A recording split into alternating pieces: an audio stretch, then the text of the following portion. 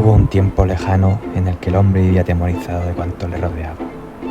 Un entorno hostil donde caminaba como cualquier otro ser vivo más, atravesando fríos e inmensos valles por donde corría el viento entre las cumbres encañonadas y nos hacía estremecer, pareciendo susurros de los dioses enfurecidos. Existía un código no escrito, queríamos olvidar, unas claves que nos permitían vivir para ver un nuevo amanecer. Encontramos así cobijo en el corazón de la tierra, a salvo de las bestias, de las inclemencias, y allí, en la penumbra de aquella noche eterna, nos encomendamos a los dioses, y así nos hicimos fuertes. Nos deslizamos arrastrándonos a aquella húmeda oscuridad, reptando entre las entrañas de aquella madre nuestra, tratando de alcanzar aquel punto de luz pálida en la lejanía, hasta que, al final, como si de nuestro propio alumbramiento se tratara, alcanzamos el exterior y miramos a la inmensidad de aquel cielo. Fue como una epifanía.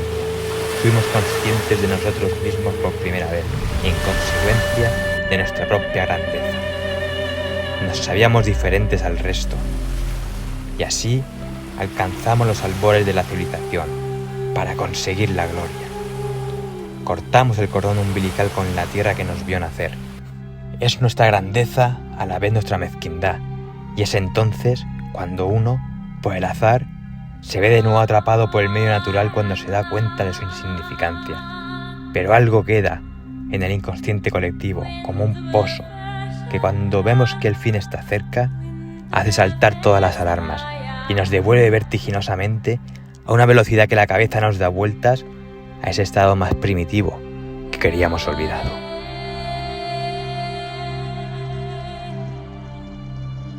El accidente ya se desprendió parte del avión, con lo cual parte de nuestros compañeros ya desaparecieron y no los volvimos a ver nunca más.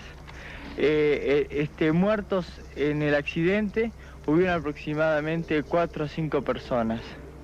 Muchos heridos bastante graves que ya la primera noche fallecieron.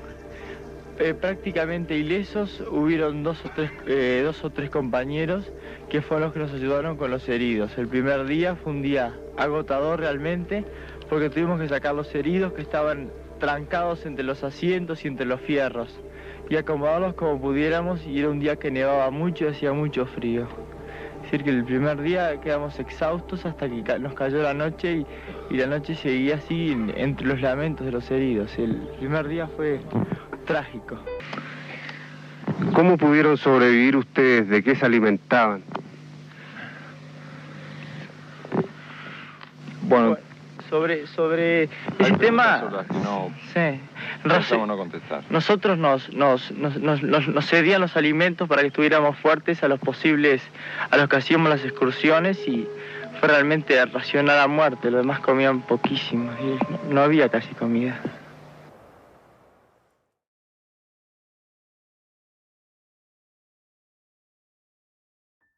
Buenas noches y bienvenidos a un nuevo programa de Acertijos en la Oscuridad. Esta noche vamos a contar una de esas grandes aventuras de la humanidad, una de esas aventuras que sin duda deja huella, y bueno, seguramente para vosotros esta historia no será nueva.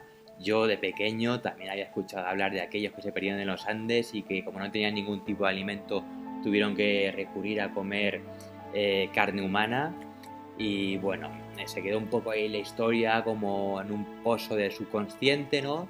Y muchísimos años después vi la película de Viven, una película que, bueno, me gustó bastante, pero que, bueno, tampoco me acabó de llamar muchísimo la atención, ¿no?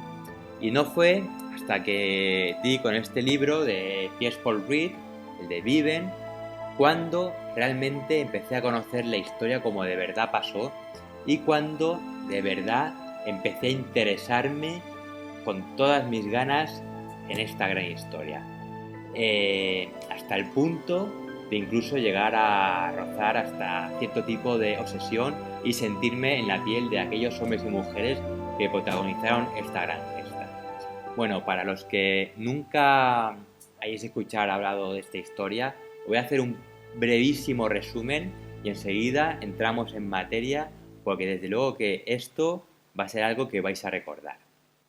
Bueno, nos situamos en octubre de 1972 en Uruguay. Es un grupo de chavales que rondan entre los 19 y los 20 años y que van todos a un colegio católico y que juegan en un equipo de rugby que se llama el All Christians. Estos chicos pues iban a viajar a Santiago de Chile para disputar allí un partido de rugby en un país extranjero, ¿no?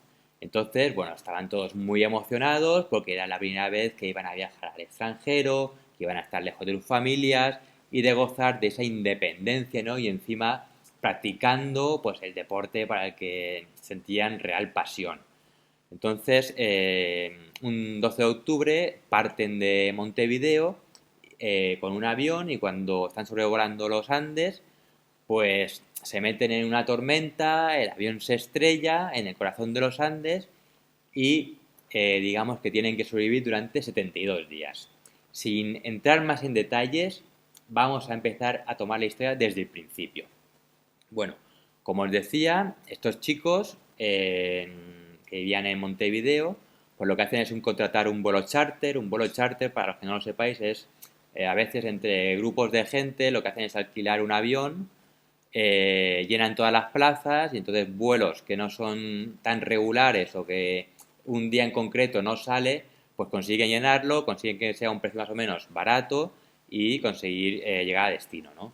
En este caso, pues consiguen fletar un avión de las Fuerzas Aéreas Uruguayas, un Fairchild 571, y como sobraban algunas plazas, pues algunos de los chicos deciden llevar a algún familiar, algunos le llevan a la hermana, otro incluso se lleva a la madre, y bueno, la verdad que estaban todos súper emocionados de disfrutar un fin de semana que sin duda llevaban esperando pues todo el año.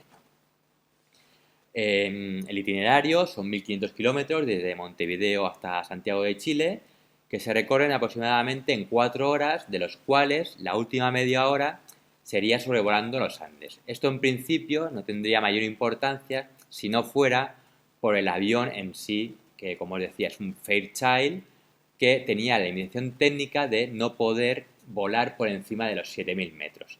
Claro, ¿esto qué ocurre? Que en los Andes, en la cordillera, las montañas son muy altas y en algunos casos llegan a sobrepasar fácilmente los 7000 metros, como es el caso de la Concagua, que tiene 7600 metros, siendo la montaña más alta de todo el hemisferio sur y tan solo 1200 metros más baja que el Everest. Entonces, ¿qué es lo que ocurre? Que como el avión no puede volar tan alto, pues tienen que recurrir a buscar un paso de montaña donde, digamos, que haya un corredor que las montañas sean un poco más bajas. En este caso tendrían dos opciones. Una, el paso del Juncal, que es un vuelo muy directo que cruza de este a oeste y que sería el que elegirían en el caso de que hubieran buenas condiciones meteorológicas, ya que ahí las montañas tienen una media de aproximadamente 6000 metros. En el caso de que hubiera mala visibilidad, tendrían que ir al paso del Planchón, que se llama la Ruta del Sur, que sería dar un pequeño rodeo, pero que en principio sería más seguro, ya que las montañas tienen una altitud media de 4400 metros. El caso es que el problema que tiene la cordillera de los Andes es que entre los 4500 y los 5500 metros se producen grandes turbulencias a partir del mediodía debido a los vientos huracanados que entran desde el oeste por el Pacífico y chocan con esa atmósfera completamente helada.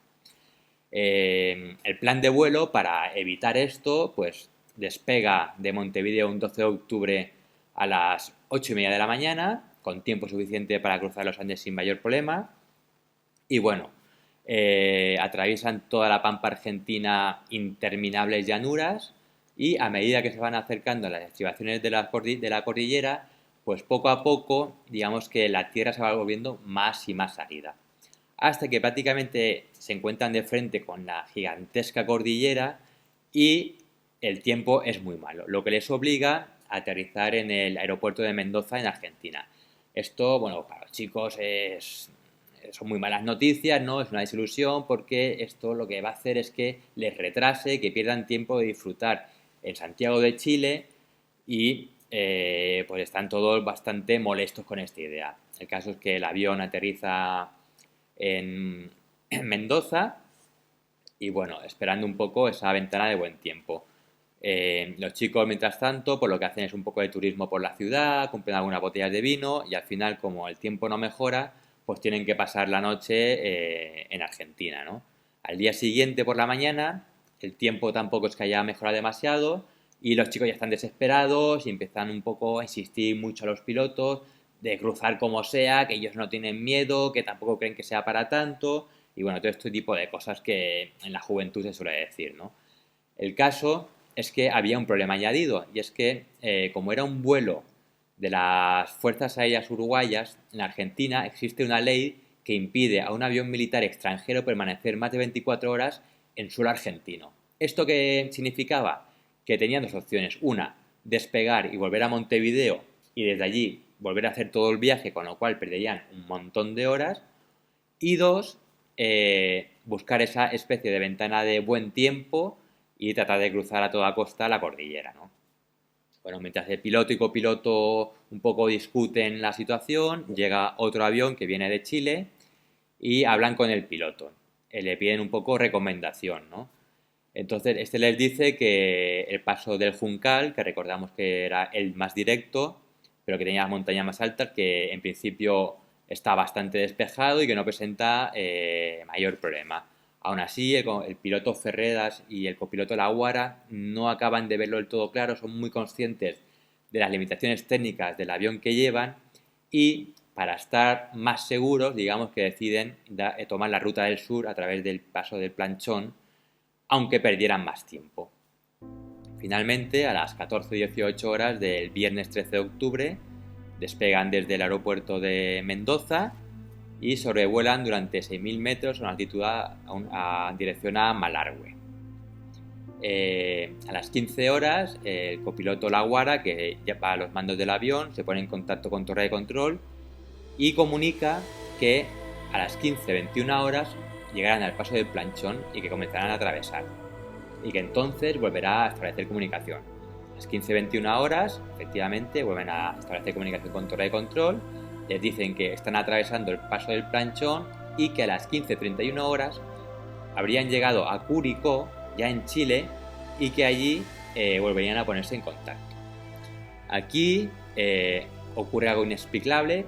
Yo he intentado buscar por todos los medios de información para ver qué es lo que había pasado y no lo he encontrado y yo creo que nunca se sabrá. El caso es que en vez de a las 15:31 horas, a las 15:24 horas, copiloto Laguara se pone en contacto con torre de control de Chile, en este caso de Santiago de Chile, y comunica que han atravesado los Andes y que están viendo Curicó, con lo cual pide permiso para tomar rumbo norte girando 90 grados y comenzar el descenso hacia los 3.500 metros. Torre de control de Santiago toma esta información por válida.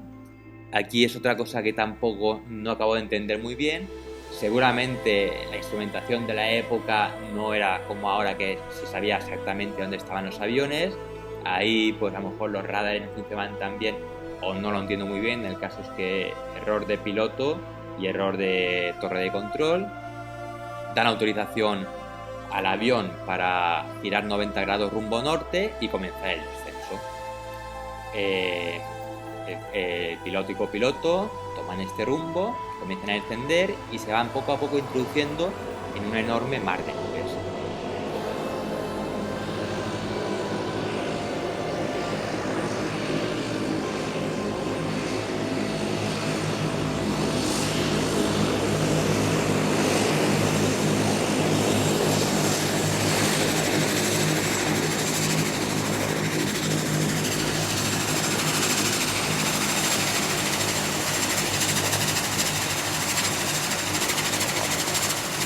Ahí empiezan unas fuertes turbulencias, el avión empieza a dar bandazos, los chicos que van detrás un poco jugando a pasarse la pelota, otros jugando las cartas, riéndose, haciendo bromas.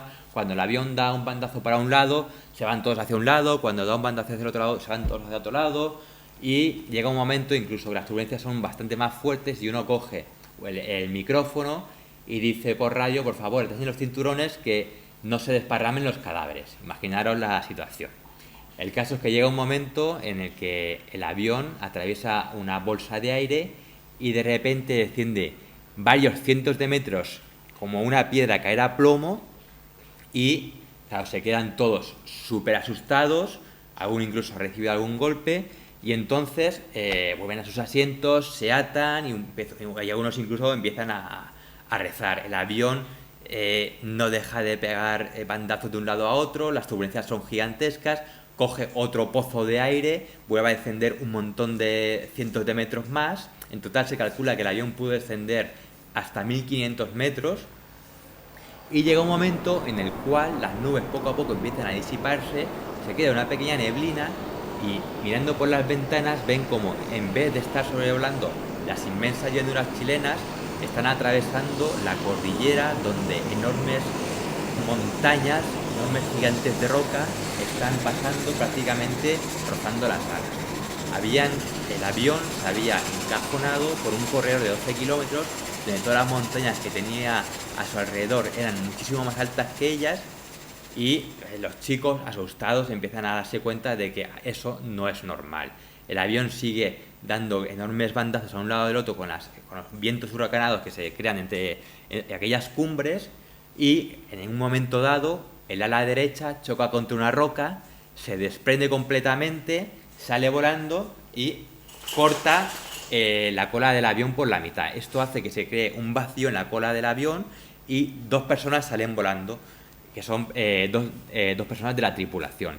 El avión pierde el control, copiloto y piloto tratan de nuevo de recuperar el control del avión y ven horrorizados cómo se van directos hacia un enorme cayón de rocas donde el avión pues, se va prácticamente a desintegrar.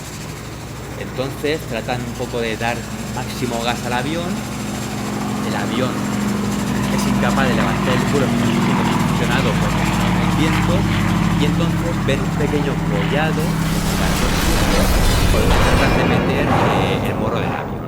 El avión logra pasar, choca con el ala izquierda, se desprende una hélice que sale volando, rasga todo el fuselaje. En este golpe salen 3 o 4 personas volando más también por la parte de atrás del avión y el avión se precipita por la otra vertiente de la montaña a toda velocidad por encima de un glaciar que se calcula que en torno iría a los 200 nudos, que son 370 km por hora, y la fricción con la nieve provoca una enorme desaceleración que hace que los asientos se arranquen de sus anclajes y salgan despedidos hacia la parte delantera del avión, aplastando a todos los pasajeros que habían en esa zona.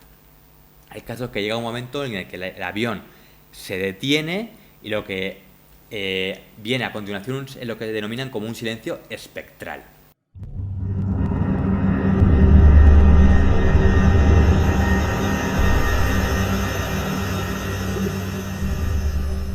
Tras el impacto y en medio del desconcierto general, pues los que más o menos estaban ilesos, ellos lo describen como que pasaron a un estado alterado de conciencia. Es como si directamente hubieran pasado a un estado primitivo, directamente estaban en otra dimensión. Como si fueran zombies o autómatas, directamente comenzaban a caminar por dentro del avión sin prácticamente saber lo que hacían, pasando por encima de la gente.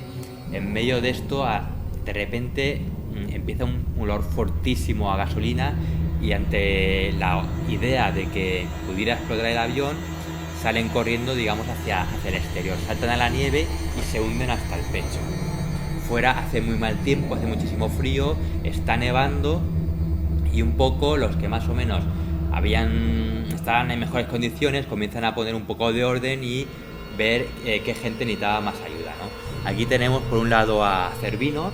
Cervino, por ejemplo, estaba estudiando medicina, pero estaba en primero de carrera y los primeros 6 meses los había pasado haciendo un máster de psicología, con lo cual pues, sus conocimientos eran bastante limitados, ¿no?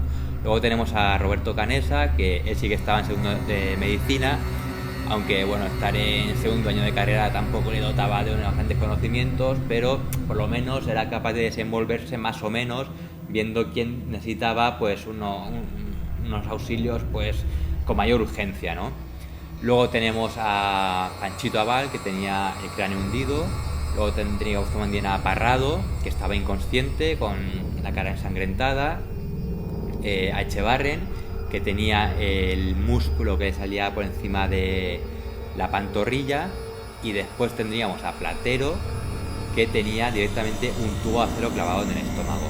Se acerca Platero a Cervino y le enseña la herida, y Cervino le dice: bueno, eso no es nada, tápatela bien y ponte conmigo a ayudar a los que están más graves, ¿no? Cervino, pues bueno, Platero, perdón, no se sabe muy bien si pues, la adrenalina o por el shock, pues no sentía dolor, se pone un poco a ayudar a Cervino, y Cervino, en un momento en el que él se descuida, se apoya contra él y arranca con todas sus fuerzas el tubo de acero que tenía clavado en el estómago. Esto hace que las tripas le salgan detrás del tubo y Platero, pues imaginaos, se ve el panorama de su estómago abierto, y Cervino le dice que eso no es nada, que se meta todo para adentro otra vez y que se ate una camiseta fuerte y que vaya a ayudarlo. Y el otro, pues sin poner ningún tipo de objeción, hace lo que Cervino le dice y se pone a ayudar un poco, pues a separar los que habían fallecido, de los que estaban más graves y de los que más o menos estaban bien.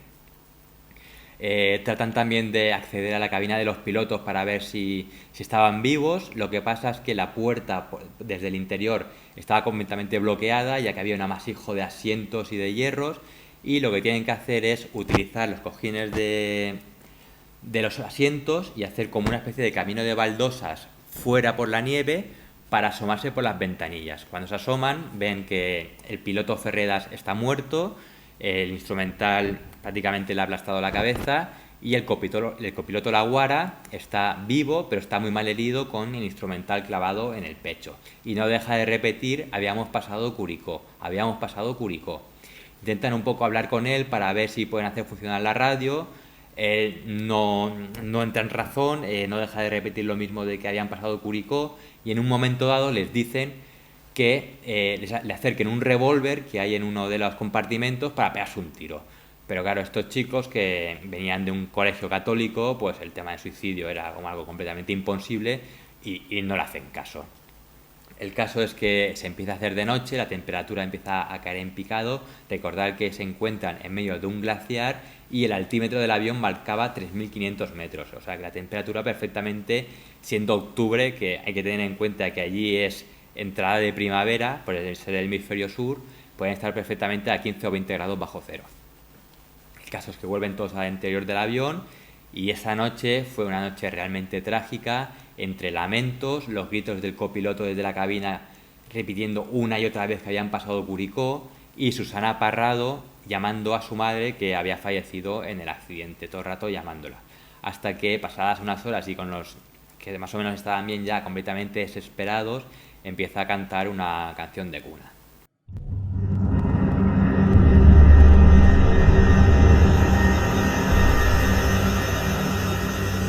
Al día siguiente por la mañana fue una alegría el despertar. La verdad que ninguno de ellos esperaba sobrevivir un día más, porque pensaban que tendrían o heridas internas muy graves y que iban a morir de eso, o que directamente iban a morir de congelación.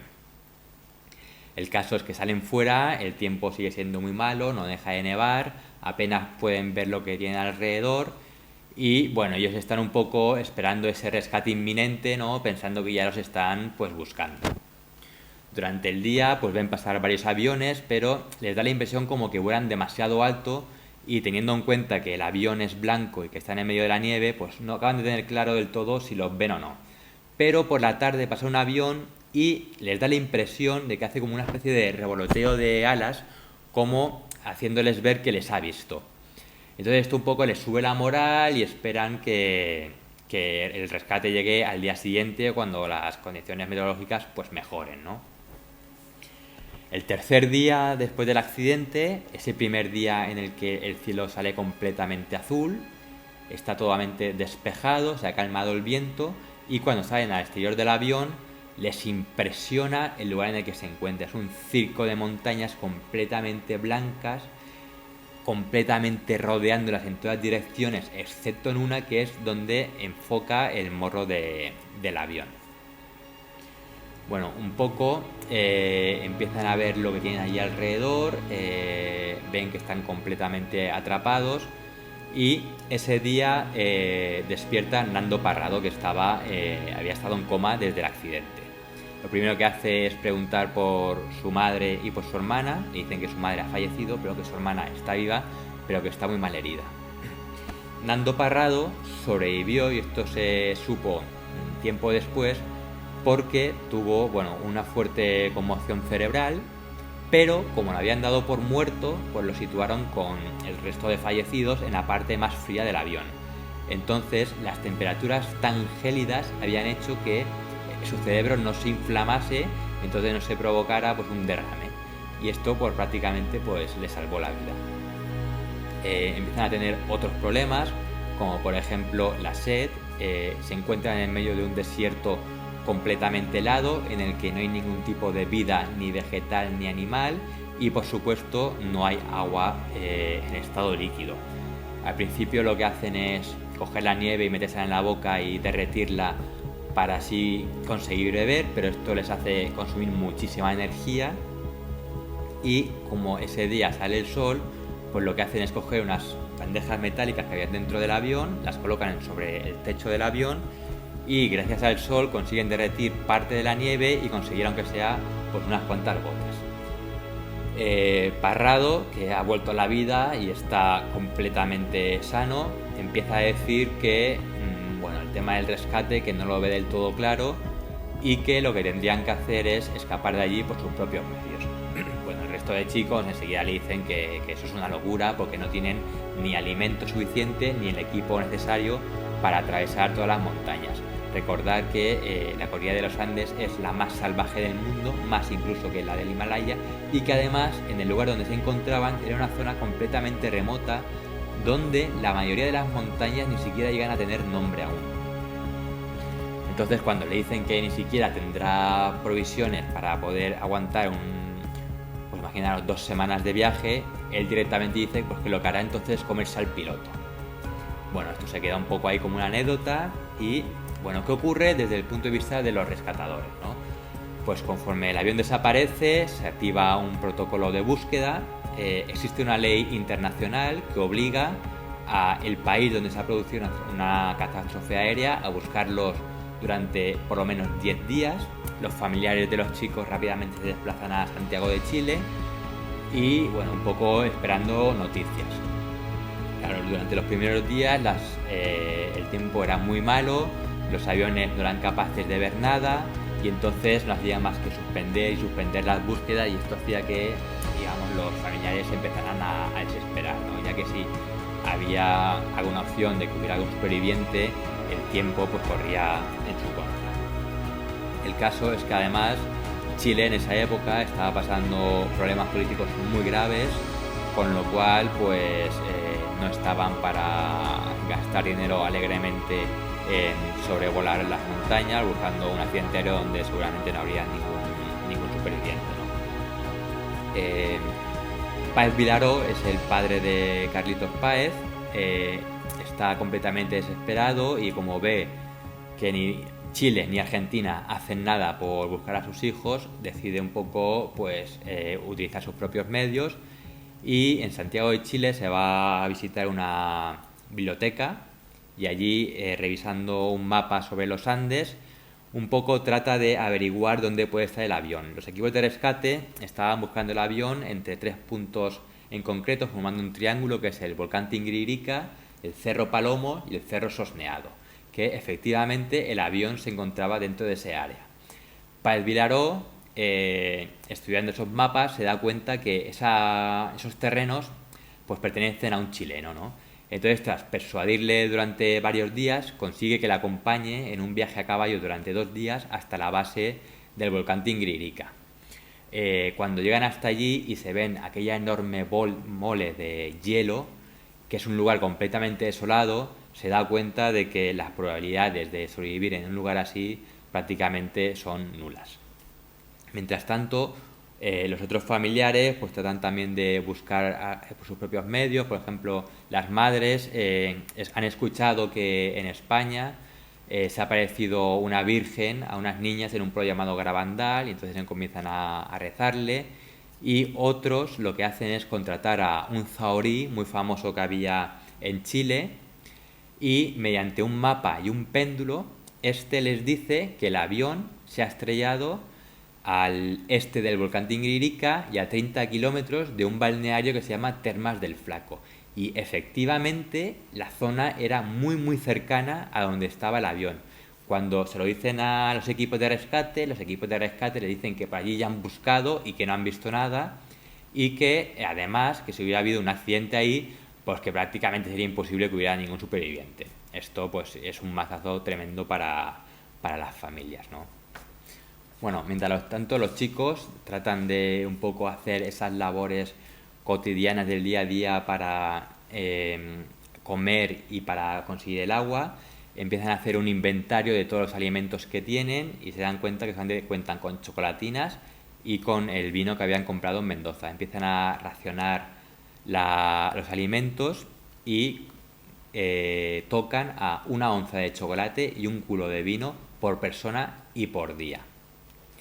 Mientras tanto, un poco tratando de buscar más maletas o más supervivientes que hayan por la montaña, cogen los asientos del avión, se los ponen en los pies a modo de raquetas y caminan por la nieve. Fito Strauch pisa una grieta del glaciar y se hunde hasta la cintura. Esto les da el pasmo a todos los que van con él y se dan cuenta de que están en una zona que es completamente muy peligrosa y tienen miedo de perderse en una de esas grietas, ¿no? Entonces la expedición para buscar la cola fracasa y regresan al avión un poco pues desanimados al ver que realmente la situación es mucho más compleja de la que se esperaba. Aparte de esto también comienzan a darse cuenta de que seguramente el rescate tarde más de lo previsto, ya que evidentemente los aviones desde tan alto no los van a poder ver, los helicópteros no son capaces de volar a ciertas alturas, ya que la densidad del aire es muy poca y entonces el helicóptero no se sustenta, y si hicieran una expedición por tierra pues calculan que por lo menos tardaría 1 semana.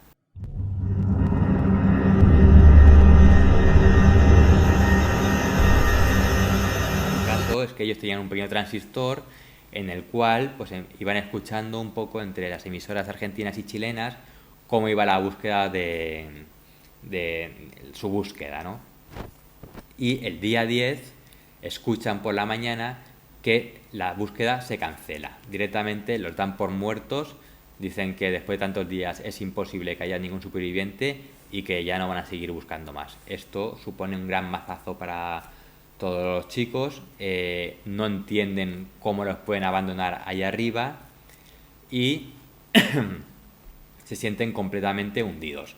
En cambio, para Parrado esto es un aliciente más, porque él sigue empeñado en su idea de que hay que escapar de allí como sea, que allí nadie va a ir a buscarlos y que tienen que ser ellos los que busquen la forma de huir de aquel lugar.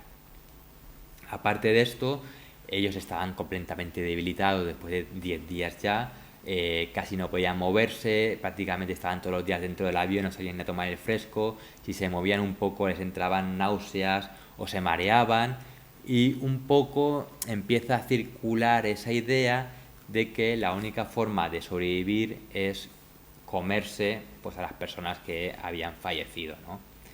Esto, la primera persona que habla de esto abiertamente es Canessa. Él, pues como estudiante de medicina, pues da su parte más de razón, ¿no? Como que para que sus cuerpos funcionen, pues necesitan combustible, y esos combustibles son los nutrientes, las proteínas, los lípidos, las grasas y las vitaminas que van a poder obtener pues de esas personas que digamos que están fallecidas ya. Bueno, esto para algunos es un shock, no lo aceptan de ninguna manera, dicen que prefieren morir. Otros en principio se quedan un poco desconcertados ante la idea, y otros directamente se lo toman como una decisión de que si no lo hacen van a morir. Después de estar todo el día discutiendo sobre los posibles tabús, pues digamos que al ser todos tan católicos, un poco uno toma la idea de la última cena de Cristo, en la que entrega su cuerpo y su sangre a los apóstoles, ¿no? Entonces él hace ese símil de que el cuerpo de los que ya habían fallecido servirían pues para alimento, ¿no? Para los que digamos que están vivos, y que el que no comiera se estaría en realidad suicidando, y eso sí que es algo que la Iglesia Católica considera que es el pecado más grande, ¿no? Entonces, bueno, al final lo que hacen es cogen un trozo de cristal de una de las ventanillas, se acercan a uno de los cuerpos que hayan enterrados en la nieve y rasgan un poco la ropa y tratan de cortar la carne. La carne, claro, está completamente congelada, está dura como el mármol, y tan solo consiguen extraer unas pequeñas rayitas así como si fueran cerillas y las reparten. Bueno, cada uno coge su pequeño trozo de carne y se va en soledad. Lo hacen todo, digamos, en la completa intimidad. Es un paso hacia la incertidumbre. No saben lo que les va a pasar, no saben si Dios les va a castigar, si se van a poner enfermos, si la sociedad les va a repudiar o incluso si se convertirán en salvajes. El caso es que al final cada uno, pues en intimidad, como he dicho, se come ese trozo de carne y ven que realmente pues que no pasa nada y que incluso el cuerpo responde bien y que recobran parte de sus fuerzas, ¿no? Siguen transcurriendo los días, por lo menos ya tienen una pequeña fuente de alimento, y esto les da fuerzas para seguir un poco explorando en busca de la cola del avión donde imaginaban que habría más provisiones. Entonces sale una nueva expedición por la mañana formada por Zucchati, más Pons y Cervino, montaña arriba. Y bueno, salen por la mañana temprano, la nieve está dura y van andando sin ninguna dificultad, pero conforme se va avanzando el día, la nieve se vuelve más blanda y poco a poco se van hundiendo. Hasta que llega un momento que van avanzando penosamente y directamente les atrapa la noche.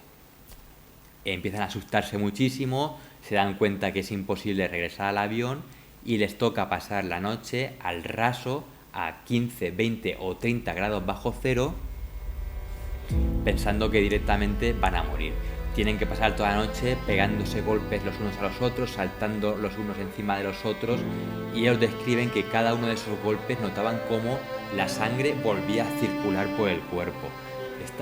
La noche se hacía completamente interminable y ellos describen como si se apagaran de dentro hacia afuera, y que ya prácticamente cuando estaban a punto de dejarse, a punto de desfallecer, el sol de la mañana volvió a iluminar sus caras y vieron cómo su espíritu prácticamente se reincorporaba en el cuerpo. Esto al resto de compañeros pues también les demoralizó bastante, ya que las 3 personas más fuertes habían estado a punto de morir y lo único que habían conseguido era dar con uno de los asientos del avión donde seguía atado uno de sus compañeros, y lo que habían hecho había sido enterrarlo en la nieve. Mientras tanto, los familiares siguen buscando por sus propios medios y lo que hacen es contratar a un médium muy famoso holandés que era conocido por participar en investigaciones del FBI y de la policía holandesa cuando habían desaparecidos, ¿no? Se ponen en contacto con él y él lo que les dice es que hay un avión blanco sin alas y sin cola que nunca podrán ver desde el cielo, que tiene el morro chafado como si fuera un gusano y que hay vida, pero que también hay muerte. Lo único es que les dicen que está en una situación que está mucho más al sur de lo que realmente el avión estaba. Estaba el avión en el área esa entre el volcán Tinguiririca, el Cerro Sorneado y el Cerro Palomo, y él les dijo una zona que es la zona de Talca, que está mucho más al sur, y entonces digamos que centraron todos los esfuerzos en realizar expediciones y sobrevolar toda aquella zona en la que realmente no había nada.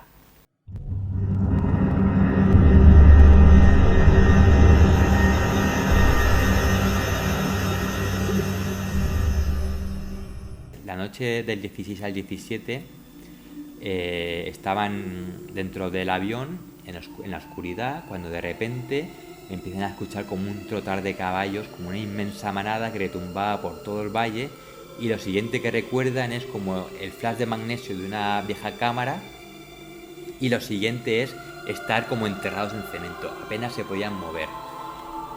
Fito Strauss, que había conseguido que la avalancha, digamos, le sacara a la superficie dentro del avión, se quedó horrorizado pensando que posiblemente él sería el único superviviente y que se quedaría en aquel lugar él solo.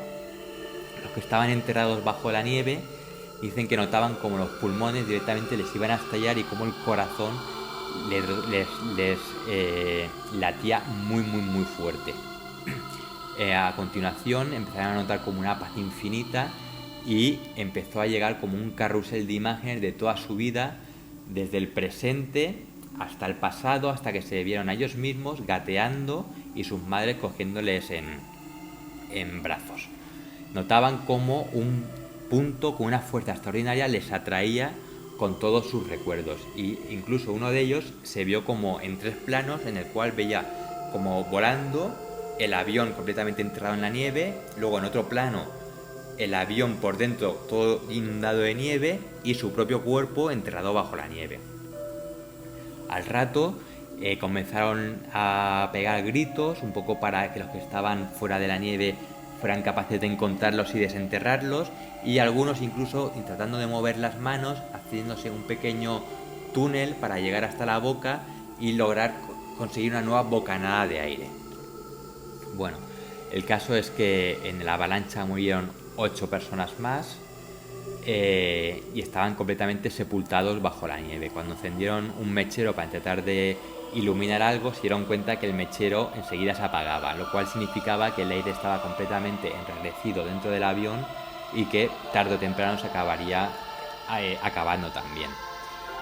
Solamente fueron capaces de darse cuenta de que se había hecho de día por una pequeña franja grisácea que se veía a través de una de las ventanillas, y estuvieron atrapados dentro del avión durante 3 días. Y como toda la comida la tenían fuera del avión, tuvieron que comer parte de los que habían fallecido en la avalancha. Esto supuso pues para ellos una crisis de fe brutal, ya que no comprendían cómo Dios había permitido que unos chicos tan jóvenes sufrieran un accidente como ese en medio de la cordillera, haber sobrevivido, haber pasado tantas penurias para al final acabar matándolos igualmente. Pero bueno, enseguida un poco se arrepienten de estos pensamientos y muchos de ellos comienzan a rezar el rosario. El caso es que al final consiguen una varilla de metal y un poco clavándola hacia el techo, sin tener ni idea de si arriba hayan 20 centímetros de nieve o 4 metros, tratan de buscar una oquedad hasta que llega un momento en el cual la nieve no ofrece resistencia y por ahí ven que entra la luz. Consiguen excavar un túnel y salir al exterior. Bueno, a partir de este momento ellos viven completamente ya desconectados de la sociedad, empiezan a echar raíces en aquel lugar, ya consideran ese lugar como su hogar y no comprenden ni siquiera el ir a ningún otro lugar, y lo único que sí que desean es volver a su casa para poder despedirse de sus familiares y de sus seres queridos y volver de nuevo a las montañas ya a morir tranquilos, porque lo que les mata realmente es el no haberse podido despedir pues como Dios manda, ¿no?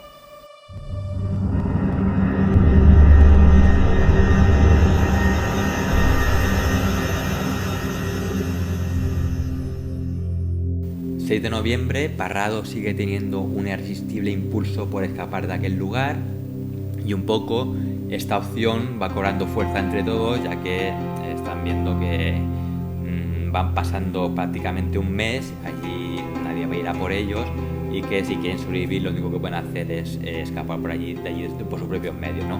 Uno de ellos comenta que una vez había estado en Chile y un taxista le comentó que el verano en Chile comenzaba el 15 de noviembre, con lo cual allí empezaban el deshielo y entonces sería una buena opción para escapar, ¿no? Además, un poco echando cuentas, se dieron cuenta que a partir del 15 de noviembre habría luna llena, con lo cual podrían caminar de noche cuando la nieve estuviera dura y descansar de día al calor del sol. Entonces lo que hacen es crean una especie de grupo de expedicionarios que serían los que harían esta travesía, y les dan un mejor trato que al resto. Les dan más alimento, les hacen trabajar menos y prácticamente lo que hacen es que estén más fuertes, ¿no? Este grupo está formado por Páez, Harley y Vicentín, y bueno, lo que hacen es una pequeña expedición valle abajo a tratar de buscar la cola del avión, ¿no? Salen temprano por la montaña valle abajo, como la nieve está dura, pues van andando sin ningún problema, y a eso de las 3 de la tarde se dan cuenta de que el camino no les lleva a ningún lado, con lo cual deciden regresar al avión. En la vuelta es completamente penosa, apenas pueden avanzar, debido a que la nieve es tan profunda que les llega prácticamente hasta la cintura y no avanzan. Ven cómo se les va haciendo de noche, y además no solamente eso, sino que las propias ondulaciones del terreno les van como engañando, ya que cada ondulación les hace creer que hacen cima y que enseguida verán los restos del avión, pero este nunca aparece. Finalmente uno de ellos se deja morir, dice que lo abandonen allí, que es que no puede más, pero ellos insisten, lo arrastran, le van gritando y finalmente consiguen regresar al avión ya de noche, completamente asustados y pensando que podían haber muerto. Esto pues hunde la moral bastante del grupo y empiezan a darse cuenta de que, bueno, que seguramente escapar de allí no será tan fácil. Aparte, la necesidad les obliga a empezar a tener que recurrir a partes de los cuerpos que antes habían desechado, como por ejemplo el hígado, que era una gran fuente de vitaminas, ¿no? Los días siguientes van pasando, se crea un nuevo grupo de expedicionarios, en este caso son Parrado, Canessa y Strauch, y como a los otros se les da un mejor trato, se les da mejor alimento y digamos que se hace trabajar menos. El tiempo va empeorando y en vez de esperar de que parece que se acerque ese esperado verano, pues pasa justamente lo contrario, y el viento es impresionante y la nieve también. Aparte es que ese año, 1972, es el que se recuerdan las nevadas más grandes de toda la historia de Chile. Bueno, el caso es que mientras tanto ellos se están esperando dentro del avión. El interior del avión era completamente desagradable, con montones de huesos, restos de orines, restos de grasas por todos los sitios y unos olores pues totalmente nauseabundos, lo que ellos prácticamente ni los sentían, ¿no? Mientras esperaban ese buen tiempo, pues iban creando una serie de equipo para poder viajar por la montaña, y por ejemplo con unos pantalones se hacen unas mochilas, con los forros de los asientos se hacen unas manoplas, y como han aprendido que los pies es lo más importante y que tienen que estar completamente aislados del frío, pues se crean una especie de calcetines con grasa humana y con piel que la cortan de la muñeca y del codo.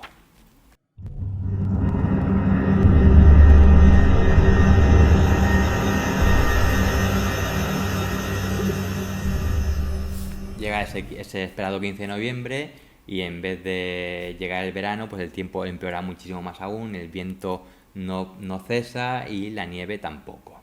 Tienen que esperar hasta 2 días más, hasta el 17 de noviembre, cuando de repente por la mañana el cielo aparece completamente despejado y el viento se ha calmado. Bueno, ese es el día que Parrado, Canessa y Strauch deciden realizar ese viaje hacia el este. Ellos, la única certeza que tenían era que el copiloto Laguara decía que habían pasado Curicó y que Chile estaba hacia el oeste. Como ir hacia el oeste era prácticamente imposible por las montañas tan gigantescas que les rodeaban, pues lo que decidieron era viajar hacia el este y una vez que bajaran por el valle, buscar otro valle que girara hacia el oeste y viajar por ahí rodeando las montañas.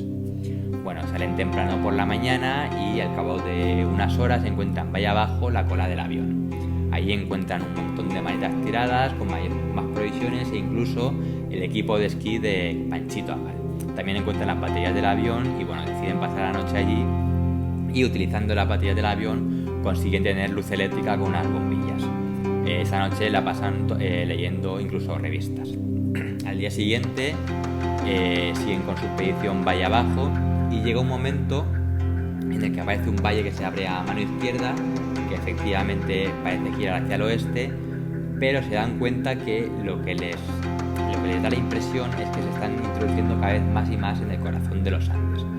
Esto es un poco un efecto óptico que se produce por una gigantesca montaña que tenían enfrente, que era el Cerro Sosneado, que prácticamente rondaba los 5.000 metros y que les hacía pensar que todas las montañas a partir de ahí pues era como el centro de los Andes, ¿no? Cuando en realidad después se descubrió que si hubieran continuado por ese camino durante unos 20 kilómetros más, hubieran llegado hasta un hotel que estaba cerrado en invierno, pero que tenía provisiones. Lo que ocurre es que no está del todo claro si pudieran haber accedido hasta el hotel, ya que cruzaba un río que, con todo lo que había nevado ese año y además siendo de hielo, seguramente no hubieran sido capaces de cruzar. El caso es que desisten de su aventura y deciden que lo mejor que pueden hacer es hacer funcionar la radio y pedir ayuda. Entonces regresan al avión. Cuando sus compañeros los ven aparecer a los tres, un poco se quedan desilusionados pensando que la misión ha fracasado, pero cuando esto les comentan la idea que han tenido con la radio, enseguida pues reina el optimismo, ¿no? Y tratan de ayudarles pues a desmontar la radio, lo cual se dan cuenta que es una locura porque tiene hasta 67 conexiones diferentes con 67 cables y no tienen ni idea cómo funcionan. Y aparte necesitan desmontar también con herramientas muy rudimentarias la antena que se encuentra en la aleta de tiburón del avión. Al final consiguen desmontarla también, desmontan la radio y cogen provisiones para varios días, y Canessa, Parrado y Strauss viajan de nuevo hacia la cola del avión para hacer funcionar la radio. Ahí se tiran hasta 8 días haciendo funcionar la radio, ya que habían encontrado un libro de instrucciones del avión, y en el apartado de comunicaciones, la parte que estaba dedicada a la radio, esas páginas habían sido arrancadas por el viento. Es que la verdad es que lo pienso y ya hay que tener mala suerte. El caso es que después de 8 días, intento tras intento, desisten, se dan cuenta de que la radio no la van a hacer funcionar, y efectivamente después se descubrió que la radio nunca iba a funcionar, ya que las baterías y la radio funcionaban en voltajes diferentes. Esto pues es un mazazo para el optimismo del grupo. Se dan cuenta de que escapar de allí va a ser algo completamente imposible y que comunicarse con el exterior también. Aparte, el deshielo había comenzado y empezaban a desenterrarse los cuerpos que tenían enterrados en la nieve, y esto lo que hacía era que esa carne estuviera expuesta al sol y comenzara a pudrirse. Entonces tenían que gastar muchísimas energías en volver a enterrarlos para conservarlo como si fuera pues un congelador, ¿no? Aparte también empiezan a comer todo tipo de partes de los cuerpos que antes estaban rechazando, como por ejemplo los tuétanos, los intestinos, los pulmones, los cerebros. Y un día incluso aparecen 2 enormes cóndores, que es la primera señal de vida que ven en todo este tiempo, que están dando vueltas alrededor de ellos durante 2 días, y comienzan a preocuparse pensando que les quieren robar la carroña. Pero bueno, los cóndores finalmente se van. Ellos estaban completamente desnutridos, incluso hay un momento en el que Canessa, que está fuera del avión, ve que Strauss está caminando alrededor del avión, y lo que le da la impresión de ver es prácticamente un muerto viviente. Entonces se da cuenta de que tarde o temprano todos van a acabar muriendo. La desesperación era tal que incluso llegaban a rayar los cristales del avión para formar polvo y conseguir de ahí calcio y magnesio necesario para los huesos. Lo peor de todo no era aguantar, lo peor de todo era no saber hasta cuándo tenían que aguantar. Eso era lo que realmente les mataba.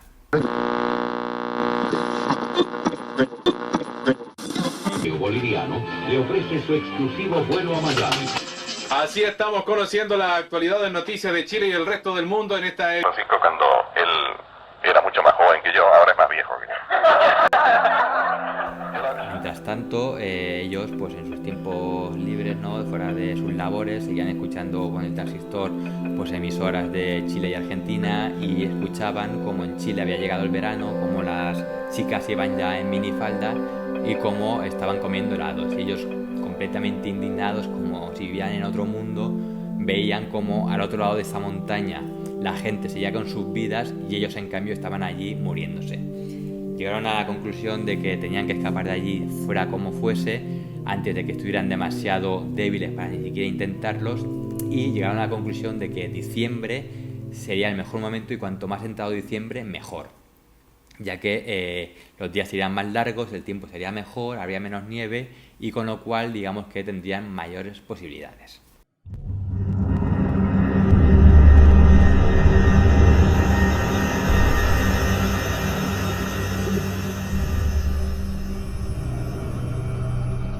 día 61, que es 12 de diciembre, Parrado, Canessa y Vicintín realizan la última expedición. Saben que si no consiguen escapar esta vez morirán allí todos, y esta vez lo que hacen es, en vez de viajar hacia el este, que es la zona digamos más accesible, deciden viajar hacia el oeste y ascender esa montaña tan gigantesca que tienen a su espalda durante estos últimos 61 días, ¿no?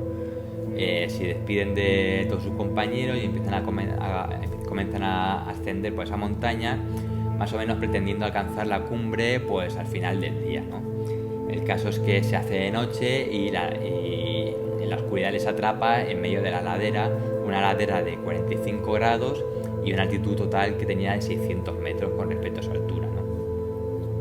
El caso es que tratan de buscar un lugar para refugiarse, no encuentran ningún sitio, empiezan a desesperarse, piensan que van a morir allí de frío y finalmente encuentran ahí un pequeño risco debajo del cual se pueden medio resguardar.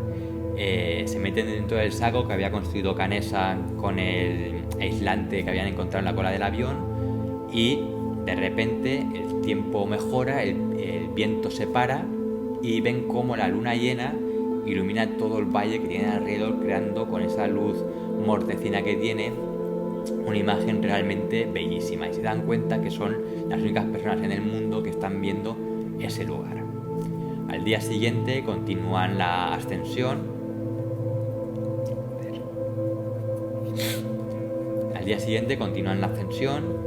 Cada vez la pendiente se va haciendo más y más inclinada, y cada paso les hace tener que respirar 5 veces hondo y dar otro paso. Recordemos que está en una altura ya de rondando los 4.000 metros y que esta gente no estaba nada acostumbrada a subir montañas, ya que la montaña más alta de Uruguay son 100 metros y que además no habían visto la nieve en su vida, con lo cual no estaban nada acostumbrados a las grandes altitudes, ¿no?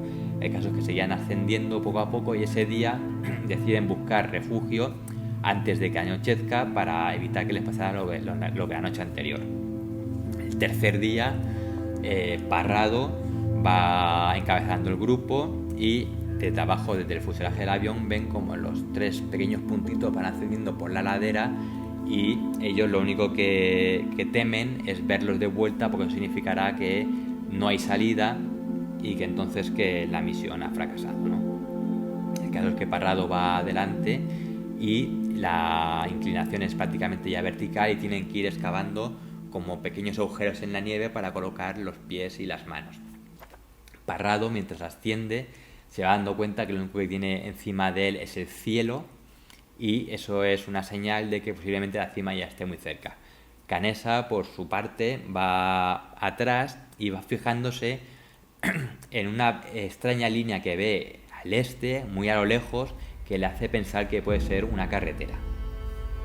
El caso es que no dice nada a nadie, y finalmente Parrado, después de ascender, ve como esa inclinación completamente vertical empieza a suavizarse, se convierte en una plataforma de 3 o 4 metros y enseguida se precipita hacia el otro lado. Entonces allí eso ya ha llegado a la cima, y cuando asciende y levanta la mirada esperando encontrar esos verdes valles de Chile, lo que se encuentra le horroriza, y es que está completamente rodeado de montañas nevadas en todas direcciones, y se dan cuenta que están en pleno corazón de los Andes y que están completamente atrapados.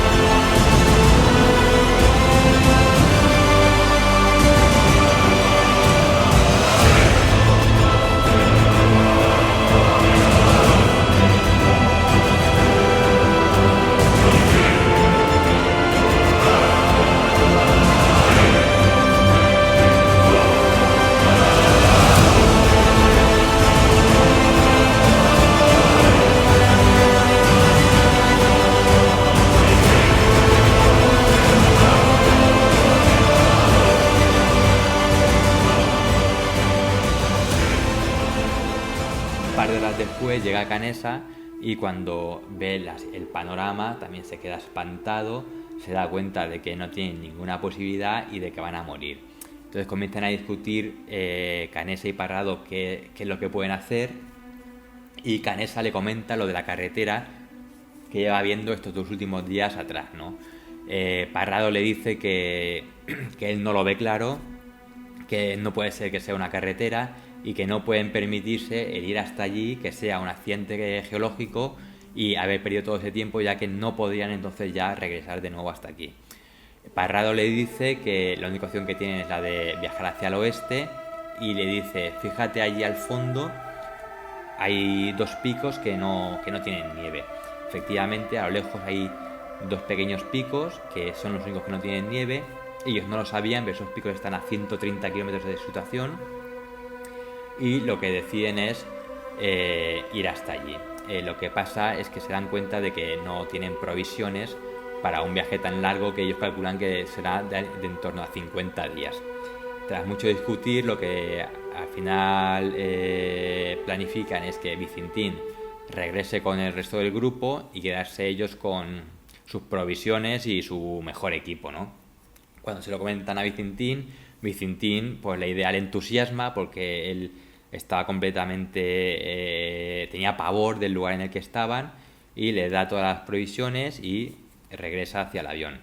A todo esto que los otros chicos están en el avión y ven cómo baja a toda velocidad un punto por la ladera de la montaña, y cuando prácticamente llega a su altura se dan cuenta que es Vizintín, que se había creado una especie de trineo con un saco de dormir. Claro, ellos lo primero que piensan es que Canessa y Parrado se han matado y que Vizintín pues ha regresado, ¿no? Pero cuando él le comenta todo lo que había pasado y lo que habían visto desde allí, pues un poco se quedan como esperanzados de que aún tienen alguna oportunidad.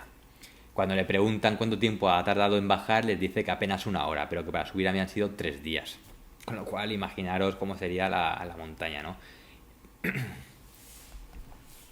El caso es que Parrado y Canessa continúan con su aventura y comienzan a descender pues la otra vertiente de las montañas, que sería el lado chileno, ya que nunca habían cruzado a Chile, siempre el avión se había estrellado en Argentina, y comienzan a descender por una ladera completamente empinada, pero que está llena de nieve.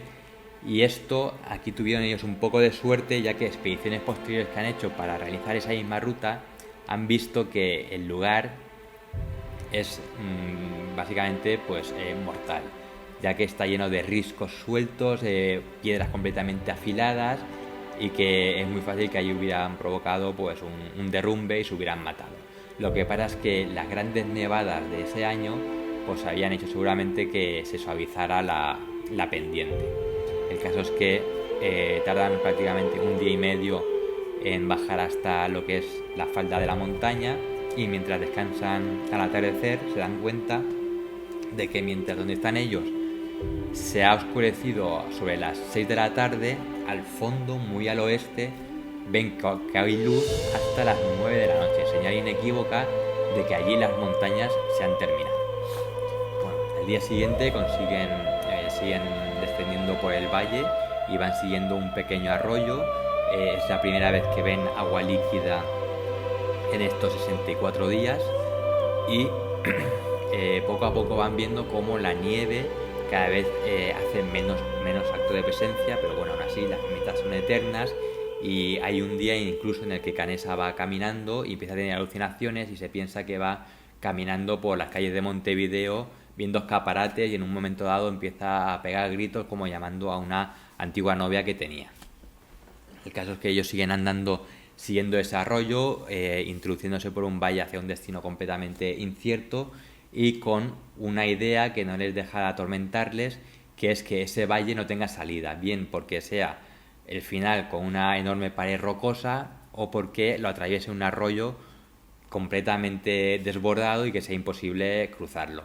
El caso es que ellos van rezando de que puedan encontrar esa salida, y poco a poco van viendo como la nieve va desapareciendo y llega un momento en el que hay una línea en la cual se ve clarísimamente cómo acaba el hielo y comienza la roca, e incluso un poco más adelante empiezan los primeros signos de vida con pequeños musgos, líquenes, E incluso ese día, a mitad de día, están tomando el sol en unas rocas rodeados de lagartijas. El caso es que siguen avanzando, siguen caminando por ese valle interminable y se dan cuenta de que las temperaturas cada vez son más cálidas y que la carne que llevan pues básicamente se les está pudriendo. Entonces ese día lo que deciden es acabar toda esa carne confiando en que pronto encuentren vida. Al día siguiente Canessa se despierta completamente descompuesto, está malísimo, tiene muchísima diarrea y no tiene fuerzas ni para caminar. Pero aún así va un poco apoyándose en Parrado, van caminando valle abajo, van viendo que poco a poco las rocas también van desapareciendo y van apareciendo pequeñas praderas con hierba y encuentran el primer signo de civilización, que es una lata de sopa vacía. Ellos, incrédulos, empiezan a pensar que esa lata no puede haber llegado ahí de otra manera que no sea que se haya caído de un avión. Pero después de estar allí dándole muchas vueltas se dan cuenta que eso es prácticamente imposible, porque desde un avión no se puede caer nada y que efectivamente ha sido alguien allí que se ha tomado una sopa y que ha dejado el bote tirado, ¿no? Continúan caminando como pueden, atravesando ríos con muchísimo cuidado, conscientes de que cualquier esguince o cualquier cosa así significaría la muerte. Y llega un momento en que Canessa ya no puede más, se queda acostado en un prado y Parrado se pone a buscar pues ramas para crear una hoguera, ¿no? Y pasar la noche. En eso que Canessa se fija que al otro lado del río se tienen como dos grandes sombras que parecen dos hombres montados a caballo. Empieza a pegarle gritos a Parrado, Parrado, que está un poco buscando la leña y tal, no se entera, le grita más fuerte, Parrado va corriendo, le dice que ha visto a alguien, que corre hacia allí, va corriendo hacia la orilla del río, empieza a buscar, no ve a nadie y un poco desconcertados, no saben muy bien si ha sido una alucinación o lo que sea. Dicen que bueno, lo que van a hacer es pasar la noche y que al día siguiente ya verían. Entonces Parrado está regresando junto a Canessa cuando de repente escuchan un grito humano. Parrado se da la vuelta, va corriendo, se acerca a la orilla del río y efectivamente ve a un hombre montado a caballo con sombrero y comienza a gritarle, a hacerle señas, a rogarle. Lo que pasa es que la fuerza del torrente es tan grande que prácticamente no se escucha nada y lo único que logra un poco comprender es mañana.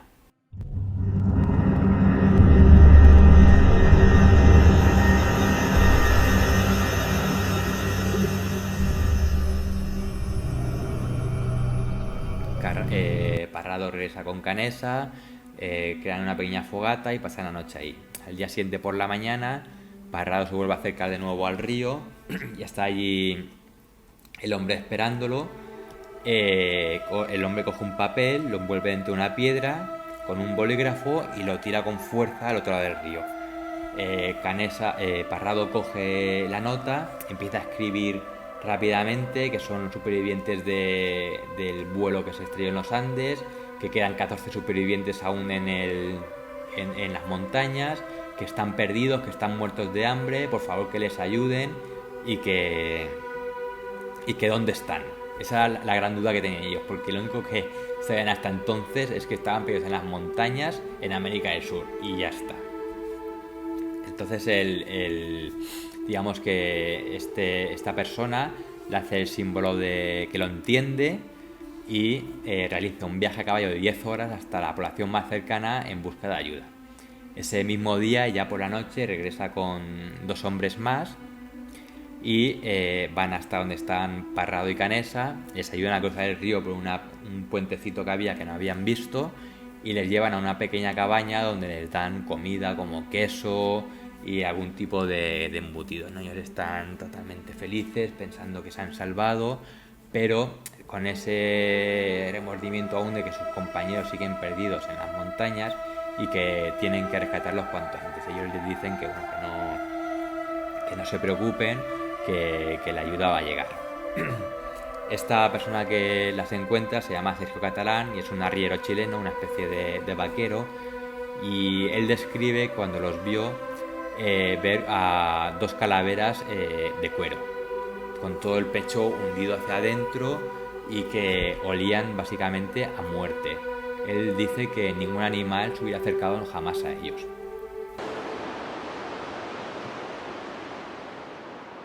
Las costillas acá las tenían como salidas así, porque tenían todo el cuero hacia adentro. Si era un esqueleto con cuero caminando.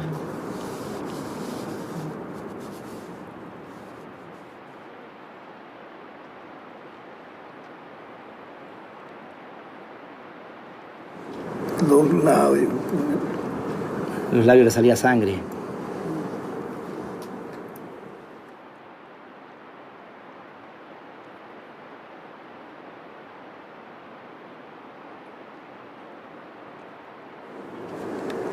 Olor a cementerio. No hay ningún animal que quiera acercarse a ellos.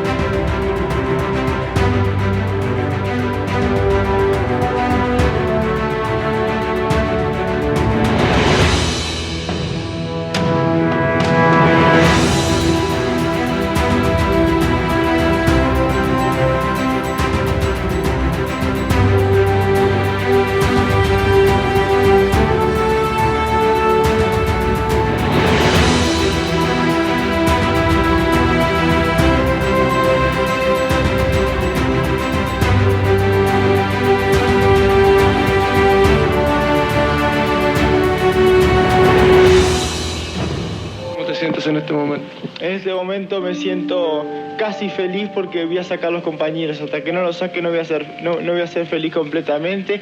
Y por los compañeros que fallecieron estoy contento porque sé que están en el cielo. ¿Cuántos sobrevivientes hay allá? En este momento dejamos 14 compañeros. ¿Mensaje podrías entregarle tú en este momento a tus padres? ¿Qué le dirías tú ahora? A mi padre, que uno de los pensamientos fundamentales que me mantuvo vivo durante dos meses fue tratar de verlo de nuevo, ya que sé que en este momento me debe estar precisando y yo a él mucho, ¿no? Que pronto espero estar con él. ¿Cuántos familiares tienes tú? ¿Tienes más hermanos? Tenía a mi madre y a mi hermana que lamentablemente fallecieron en el avión y me queda otra hermana. Al día siguiente aparecen los carabineros y les dicen que bueno, que no se preocupen, que va a llegar ayuda, van a venir helicópteros y que van a ir a buscar a sus amigos. Ese día por la mañana está todo el valle completamente cubierto de niebla y entonces ellos están un poco desesperados porque ven que los helicópteros no los van a encontrar nunca, pero les dicen que no pasa nada, que no se preocupen, que esa niebla es mañanera y que se irá disipando conforme vaya avanzando el día. Efectivamente, sobre el mediodía o así, el cielo, la niebla se despeja, aparecen helicópteros y bueno, Parrado se sube uno de los helicópteros y va guiando al piloto por todo el valle que habían recorrido andando él y Canessa hacia el interior de las montañas. El piloto, un poco incrédulo de que hayan recorrido todo ese camino, va hablando con el acompañante por los auriculares, diciendo que este chico pues que no sabe dónde está, que se han perdido y que no lo van a encontrar. Pero él sigue insistiendo en que sí, que por favor, que todo eso que lo han recorrido de verdad y que tienen que encontrar a los amigos.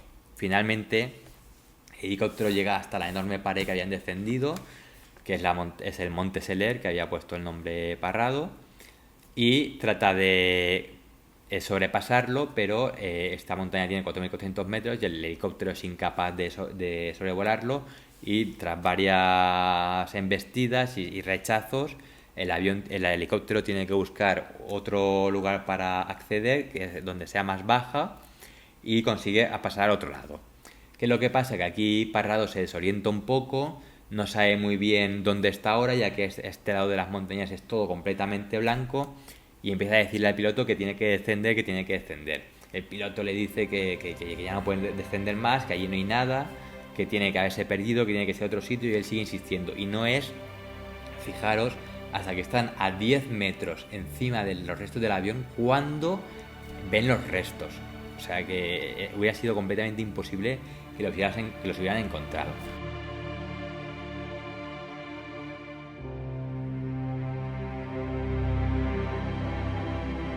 Bueno, los chicos cuando ven pasar los helicópteros se vuelven locos, empiezan a gritar moviendo los brazos, y Parrado, ven a Parrado por la ventana saludando así con las manos, y bueno, después llega otro helicóptero, y lo que pasa es que no pueden aterrizar sobre el glaciar porque la pendiente es muy inclinada, y entonces lo que hacen es que 2 de los rescatistas saltan a la nieve y llegan hasta donde están los chicos. Estos, pues bueno, enseguida van corriendo, les abrazan. Otros, por el contrario, se sienten como un poco invadidos en su intimidad, ya que ese es su hogar, ¿no?, de esos últimos días, y que esa gente extraña que qué hacía ahí. El caso es que, bueno, estos rescatistas, por un poco les llevan medicamentos, algo más de alimento y tal, y empiezan a ver un poco todo lo que había allí alrededor, y empiezan a ver, pues imaginaros, los restos de los cuerpos, calaveras, trozos de huesos por todos los lados, y lo único que era reconocible de los cadáveres eran las caras, que era lo único que nos habían comido, para poder después identificarlos. Ellos en principio no hacen ningún comentario. El caso es que bueno, los chicos les invitan a pasar dentro del avión. Allí el olor es nauseabundo, está todo lleno de heces, de orines, de grasa humana, de carne, y bueno, ellos les dicen que no se preocupen, que han tenido una tienda de campaña y que van a dormir ahí.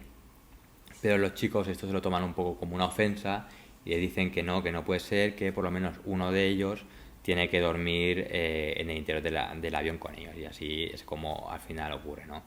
Finalmente, al día siguiente, pues llegan más helicópteros y son todos evacuados, y mientras se van alejando van viendo cómo dejan atrás ese hogar que había sido suyo durante estos últimos 72 días, ¿no?, incluso con cierta añoranza.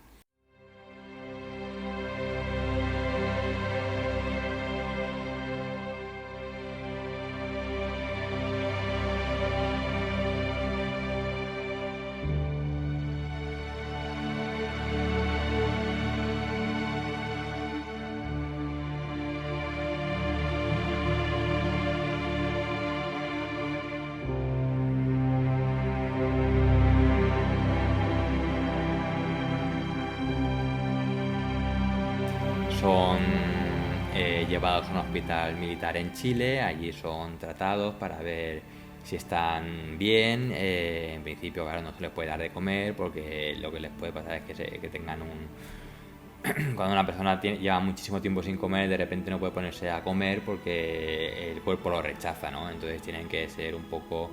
tienen que dar suero y cosas de estas. El caso es que poco a poco se van recuperando, y mientras estos días van pasando, trasciende la noticia, ¿no?, seguramente por alguno de los rescatadores, de que habían recurrido a comer carne humana. Indignación y molestia provocaron en los medios de gobierno las informaciones sensacionalistas y truculentas de órganos de prensa extranjeros y nacionales que se han dedicado a explotar el caso de los sobrevivientes del avión uruguayo.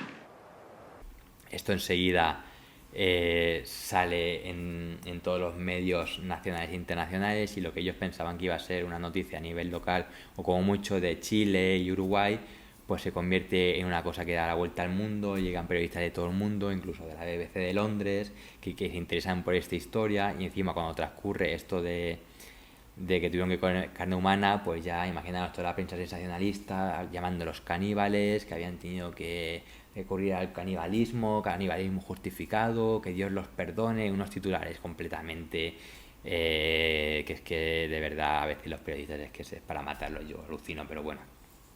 Entonces toda la prensa empezó a volcarse con esto, les preguntaban, ellos no querían contar nada, excepto la prensa uruguaya. la cual tomó esta noticia con mucha precaución y ellos lo que dijeron era que cuando volvieran a Uruguay y estuvieran todos juntos harían una conferencia y allí explicarían todos. Finalmente, unos días más tarde, ya en Uruguay, dan una conferencia desde un gimnasio en el colegio de estos chicos, y allí dicen que sí, que efectivamente han tenido que comer de sus compañeros porque era la única forma de sobrevivir, pero que esto no se tiene que ver como algo traumático, sino que es algo como una especie de comunión, esa Eucaristía de la que hablábamos antes, ¿no? De la sangre y el cuerpo de Cristo, y que gracias a eso pues ellos están vivos y que de alguna manera los fallecidos pues seguían viviendo en ellos. Claro, esto imaginaros también para los padres de los fallecidos fue un tremendo shock y un trauma. Lo que pasa es que los chicos llegaron al acuerdo de que nunca se diría de qué cuerpos comieron y de qué cuerpos no, porque no comieron de todos. Por ejemplo, de Susana Parrado y la madre de Parrado, se llegó al acuerdo de que solamente se comería en el caso de que fueran completamente necesarios, y ese momento pues no llegó nunca, gracias a Dios, ¿no? Y como ese pues otros. El caso es que finalmente los padres de los fallecidos, pues la mayoría llegaron a incluso entenderlo y vieron un poco la imagen de sus hijos representados en estos hijos que habían sobrevivido. Y bueno, incluso la Iglesia se pronunció con respecto a esto y dijo que estos chicos no tenían ningún pecado, no tenían nada de que arrepentirse, que ni siquiera tenían que confesarse, ya que el único pecado hubiera sido el dejarse morir, que eso sí que hubiera sido como un suicidio. Eso de llamarlo Eucaristía sí que no estaban del todo de acuerdo, pero evidentemente la Iglesia de Roma se pronunció y dijo que las almas de estos chicos estaban completamente en paz.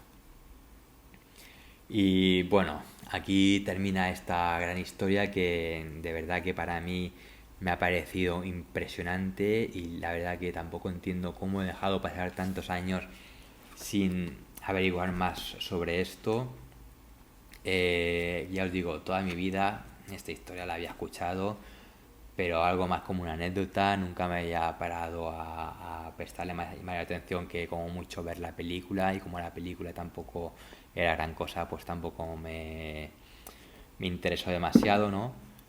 Pero desde que me gusta preparar el programa, sí que la verdad que algo se ha removido en mi interior, porque me parece que esta aventura es que es épica. La gente que vivió aquello debió vivir una experiencia que realmente les cambió. Ellos describen aquello como algo completamente espiritual, y de hecho, bueno, todos ellos prácticamente escribieron un libro que, bueno, todos son muy parecidos a todos, porque al final la experiencia fue la misma, ¿no? Este es el libro más conocido y es el que yo recomiendo si queréis conocer más sobre la historia, pero aún así ellos no estaban del todo contentos con este libro, ya que para ellos no acababa de reflejar esa espiritualidad, esa religión, ¿no? Esa cercanía a Dios en un lugar tan desolado que vivieron todos. Entonces, bueno, luego también está la película, que para mí tiene un gran error que es imperdonable, que es el hecho de que, bueno, la última parte de la historia, que es el viaje de Canessa y Parrado a través de las montañas en busca de esa salida, no aparece, simplemente salen diciendo adiós, y la siguiente escena es ya con los equipos de rescate, lo cual me parece un error garrafal, algo completamente imperdonable en una historia tan importante como esta. Pero tengo una buena noticia, y es que, bueno, estos días que he estado leyendo en foros y todo eso, aparecía mucho la palabra Sierra Nevada, pero tampoco le prestaba mucha atención, porque ya sabéis que allí, por muchas zonas y muchas ciudades y pueblos y montañas tienen nombres españoles, ¿no?